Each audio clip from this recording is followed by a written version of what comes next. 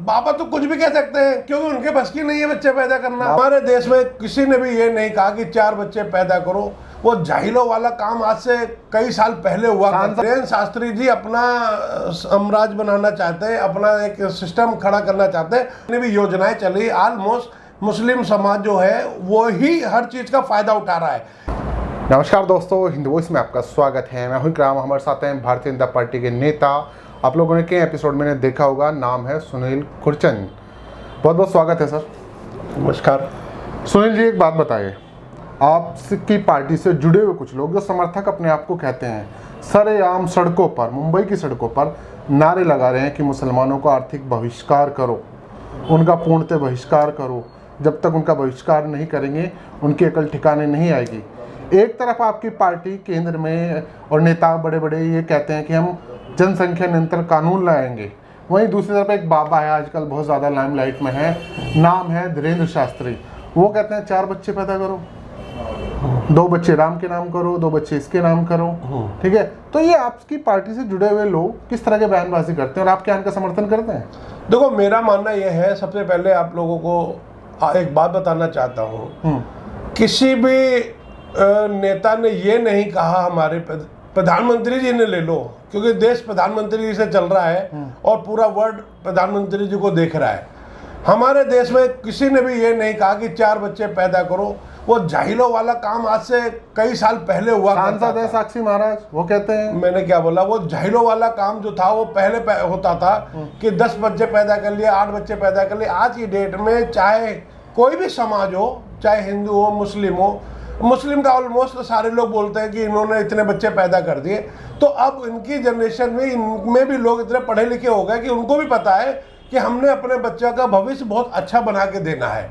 और दूसरी बात रही बाबा तो कुछ भी कह सकते हैं क्योंकि उनके बस की नहीं है बच्चे पैदा करना। बाबा हिंदू राष्ट्र बनाने की बात कर रहे हैं। मैं कह रहा हूँ बस नहीं है। आप हिंदू राष्ट्र बनाने में उनके कहने से बन जाएगा क्या? ये बताओ। मेरा कहना ये, जब तक के हर आदमी जागरूक नहीं होगा, हर आदमी अपने आप को मजबूत नहीं करेगा, किसी के कहने से कोई भी बात पूरी नहीं होती। और हर एक चीज का, आपके एपिसोड में मैंने पहले भी बोला था कि समय से बढ़कर कुछ नहीं है। जिस दिन समय आएगा उस दिन हिंदू राष्ट्र अपने आप ही बन जाएगा। धीरेन्द्र शास्त्री जी जो है वो कौन सा राष्ट्र बनाना चाहते हैं? अगर आप उनका समर्थन नहीं कर रहे हैं। धीरेन्द्र शास्त्री जी अपना साम्राज्य बनाना चाहते हैं, अपना एक सिस्टम खड़ा करना चाहते हैं। ऑलमोस्ट खड़ा भी हो गया। एक समय ये था कि जितने भी बड़े बड़े महर्षि महात्मा थे उनके लोग पैर छूने जाते थे, उनसे मिलने के लिए लोग तरसते थे। आज मैंने देखा धीरेन्द्र शास्त्री जी के साथ वो लाइन में खड़े हुए, धीरेन्द्र शास्त्री जी आगे बैठे हुए और वो पीछे बैठे हुए हैं। अच्छा। तो मेरा कहना ये कि क्या समय आ गया है कि जो इतने बड़े बड़े पढ़े लिखे और विद्वान लोग, हमारे बाबा में कह लो, महर्षि कह लो, वो आज एक नए, मेरे ख्याल से ज्यादा से 25-26 साल की उम्र होगी, 27-27 साल की उम्र, मेरे हिसाब से बालक ही, मेरे ख्याल से वो बालक है। तो अभी तो उनके आगे वो बालक है, और बालक आज की डेट में ब्रह्मा का अपने आप को कहने लगे कि मैं ब्रह्मा, मैं विष्णु, मैं ही महेश हूँ। तो ये तो पता नहीं क्या होगा इस देश का, भगवान ही जाने किधर जा रहा है। और बगैर सपोर्ट के कुछ नहीं होता। रही बात हिंदू राष्ट्र की, हिंदू राष्ट्र आज है, पहले भी था, अब भी है और आगे भी रहेगा। लोग बोलते हैं ना कि हिंदू राष्ट्र, अरे हिंदू राष्ट्र है क्या भाई? ये तो भारत कैसे है फिलहाल हिंदू? भारत का मतलब क्या होता है? भारत का मतलब क्या होता है? आप इंडिया के बाहर जाके देखो, लोग बोलते हैं कहाँ से आओ, क्या भाई इंडिया से आए। इंडिया का मतलब भारत होता है, भारत का मतलब हिंदू राष्ट्र होता है। कोई बंदा बोलता है पाकिस्तान, अच्छा वो तो मुस्लिम देश। सबको पता है कि कौन सा देश मुस्लिम है, कौन सा हिंदू देश है। ये तो लोग अपने राजनीति चमकाने के लिए, अपने आप को बताने के लिए कि हाँ भाई मैं ये कर रहा हूँ, मैं वो कर रहा हूँ। समय से बढ़कर कुछ नहीं है। चाहे कितना कोई कुछ कर ले, कि वो कह दे कि मैंने किया था, तो वो भूल जाएगा कि मैंने कुछ नहीं किया था। समय आएगा तो हिंदू राष्ट्र का महा हिंदू राष्ट्र बन जाएगा। मैं आप लोगों को फिर बताना चाहता हूँ। और ये आजकल आपने देखा होगा कि धीरेन्द्र शास्त्री जी, जो लोग, उन्होंने एक आध लोगों ने उनके ऊपर कंप्लेंट भी करी है। ठीक है, उनके ऊपर कुछ शक्तियाँ हैं, कुछ भगवान का कहना है, तो वो अपने तक रखे ना, लोगों का भला करे, समाज का भला करे। उनका काम ये है, आपको ना कि उनका काम राजनीति करना। इससे समाज में बंटने वाला मैसेज जा रहा है, नेचुरली जा रहा है। मैं तो खुद ही कह रहा हूँ। समाज, देखो, राजा का काम क्या होता है? प्रजा को एक निगाह से देखना। नेता का काम क्या है? एक निगाह से देखना। उसकी नज़र में भी कोई हिंदू, कोई मुस्लिम, कोई सिख नहीं होनी चाहिए। ठीक है ना। और दूसरी बात, अगर आप कुर्सी पे बैठ गए हो, चाहे मिनिस्टर हो या विधायक हो या सांसद हो, कोई भी हो, कोई उसके क्षेत्र की पब्लिक उसकी नज़र में एक होनी चाहिए, ना कि हिंदू मुस्लिम करना चाहिए। अच्छा, मुंबई में जो सड़कों पर खुलेआम एक तरह से नंगा नाच समझिए एक दूसरे समुदाय को धमकाने का काम किया जा रहा था, आर्थिक जिहाद करो, इनका वो करो, उसमें कई बड़े नाम है जो अक्सर इस तरह के भाषणबाजी करते हैं, क्या करेंगे? आर्थिक बहिष्कार कर सकते हैं आप समाज का एक? नहीं, जो चीज हो नहीं सकती, मैंने क्या बोला। हाँ। आज ऐसे लोगों को मुझे तो नाम भी नहीं पता उन भाई साहब का जो आजकल ये भाषण वगैरह दे रहे हैं। मैं सिर्फ आपको इतना कहना चाहता हूँ, काम वो करो जो ऊपर वाले को अच्छा लगे और समाज को अच्छा लगे। अपनी वाहवाही के लिए कोई काम ऐसा नहीं करना चाहिए जो कि समाज के लिए और ऊपर वाले को भी बुरा लगे, जो किसी भी समाज का हो। मैं कह रहा हूँ, समय बदलते, वक्त बदलते देर नहीं लगती है, इसलिए हर आदमी को ऐसे काम करने चाहिए कि आदमी कहे कि हाँ भाई साहब थे। मेरा कहना यह है।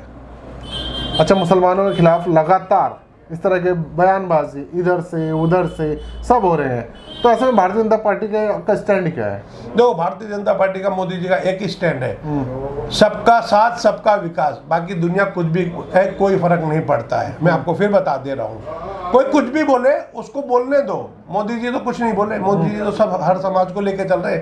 और मैं समझता हूँ मोदी जी जब तक हैं और मोदी जी जब तक रहेंगे, कोई ऐसा व्यक्ति या कोई ऐसा नेता या कोई ऐसा कार्यकर्ता समाज को बांटने की कोशिश नहीं कर पाएगा। कुर्तन जी, आप कह रहे हैं सबका साथ सबका विकास सबका विश्वास, बताइए जरा मुसलमान इसमें कहाँ दिखाई देते हैं? उनके नेता तो उनके खिलाफ लगातार जहर उगलते हैं। नहीं, कहाँ नहीं दिखाई देते ये बताओ ना मुझे। हर आदमी, आज जितने भी योजनाएं चली, ऑलमोस्ट मुस्लिम समाज जो है वो ही हर चीज का फायदा उठा रहा है। कैसे उठा रहा है? हर, आप किसी भी योजनाओं में चले जाओ, आज यूपी में देख लो, किसी भी जगह देख लो। मैंने ये बोला, अब जैसे योजना तो उनका नाम बताइए जरा। अरे भैया, आज उज्ज्वल योजना आई थी, उसमें भी लोक कल्याण योजना आई थी, उसमें भी मुस्लिम का, मतलब हर आदमी फायदा उठा रहा है। मुस्लिम समाज सबसे ज्यादा फायदा उठाता है। क्यों? क्योंकि उसको पता है कि हमारा जो घर इतनी कमाई वाला नहीं है, पहले अपने बच्चे देखे या अपने समाज को देखे।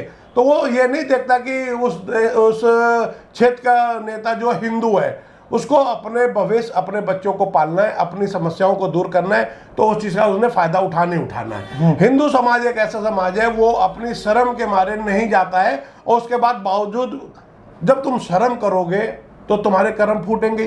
जब एक चीज मिल रही है, सरकार लोकसभा, राज्यसभा, विधानसभा, कहाँ टिकट दिया बीजेपी ने? नहीं, टिकट नहीं दिया तो ये पढ़ाई लिखाई का मामला है। अभी आपने देखा होगा, लखनऊ में एक मोहसिन रजा जी हैं, ठीक है ना, वो भी मंत्री है ना, हारून यूसुफ साहब से, वो तो निर्वाचित है ना, नहीं मनोनीत बनाए गए, जो भी है बनाए गए, पढ़ाई लिखाई करी ना, उन्होंने पढ़े लिखे समाज के साथ जुड़ने वाले लोग, जो इस टाइप के लोग हैं, चाहे दिल्ली हो, बॉम्बे हो, कहीं भी हो, समाज में उनको मिलेगा, उनको मौका मिलता है इस लायक बनने पहले कि आपको टिकट मिले। आप अगर खुद ही जैसे ओवैसी साहब को देख लो, वो सिर्फ एक ही समाज, उनको पता है कि हम इस समाज को लेके चलेंगे तो हम नेता बने रहेंगे। आज ओवैसी जी ने क्या दे दिया मुसलमानों को, ये बताओ ना। अपने क्षेत्र में क्या दे दिया, किसी भी क्षेत्र में क्या दे दिया, क्या बांट दिया? कुछ बांट दिया क्या? वो तो सिर्फ अपने राजनीति कर रहे हैं, अपने आप को चमकाने की कोशिश कर रहे हैं। ओबीसी जी हो या कोई भी हो, मैं किसी का निंदा नहीं करता हूं। मैं ये कहता हूं, जो आदमी अच्छे काम करेगा उसको मौका मिलना चाहिए। ए टू जेड, चाहे वो ओबीसी जी हो, चाहे वो मैं हूं या कोई भी हो, अच्छे कर्म करो, अच्छा काम करो, सब कुछ मिलेगा। अरे मोदी जी की बात, मोदी जी कभी नहीं किसी का बुरा करते हैं। मैं आपको फिर बताने चाहता हूं, बताना भी चाहता हूं और दिखाना भी चाहता हूं। कहीं भी चले जाओ, किसी भी कंट्री में चले जाओ, क्या मोदी जी की इज्जत नहीं होती है? मुस्लिम समाज, अभी बॉम्बे में भी गए थे, बॉम्बे में कई बहुत बड़ा प्रोग्राम समाज में गए थे। हाँ, वहां पर समाज के उनको वाइस चांसलर बना दिया जामिया का। जामिया। दूसरी बात एक और भी है, वो उनके अंदर, मैंने क्या बोला, राजा का काम है एक निगाह से देखना, नेता का काम है एक निगाह से देखना। जिस दिन ये निगाह पलटोगे, आपका समय पलट जाएगा। मेरा कहने का मतलब ये है। तो कोई भी हो, मैं हूं, आज मेरा है, मान लो मेरा अस्तित्व जो भी है, छोटा बड़ा जो भी है, मेरे पास कोई भी आता है, किसी भी क्षेत्र से आता है, जिस क्षेत्र में मैं रहता हूं, जितना एरिया 5-10 किलोमीटर के आसपास का है, उनको सबको पता है कि खुरचंद जी के पास चलो, समस्या हल हो जाएगी। तो समस्या हल होती है। हमारे बहुत सारे मदद करते हैं लोगों की। हाँ, बहुत सारे मौलाना, उसमें कोई भेदभाव नहीं, कोई भेदभाव नहीं है। बहुत सारे मदरसे हैं, उसमें भी लोग आते हैं, कई मौलाना जी हैं हमारे, वो कहते हैं भाई ऐसे ऐसे करके हो रहा है बच्चों को, कोई ईद आती है, बकरीद आती है तो कुछ कपड़े पड़े होते हैं, कुछ दान पुण्य होता है, जो हमसे होता है हम करते हैं। हमारी नज़र में कोई भी इंसान हिंदू मुस्लिम नहीं है, हिंदू मुस्लिम उसकी नज़र में कौन लोग हैं जो मुसलमानों को गाली देकर नेता बनने की कोशिश कर रहे हैं? बन गए क्या नेता? आज तक तो कोई नहीं बना, मैंने तो किसी को नहीं देखा नेता बनते हुए कि जो मुसलमानों को या किसी भी समाज को उल्टा सीधा बोल के नेता बन जाए। नहीं बनता। समय का इंतजार करो, समय अपने आप सब कुछ पलट देगा। बहुत बहुत शुक्रिया सुनील जी, आपसे बात की बीएमसी में मुंबई में जो कुछ हो रहा है, सड़कों पर जो कुछ हुआ, साथ ही धीरेन्द्र शास्त्री के बयान पर आप लोगों का जवाब कैसा लगा नीचे कमेंट कीजिएगा। सुनील खुरचंद जी की किसी और एपिसोड में आपसे मुलाकात कराएंगे, तब तक के लिए दीजिए इजाज़त।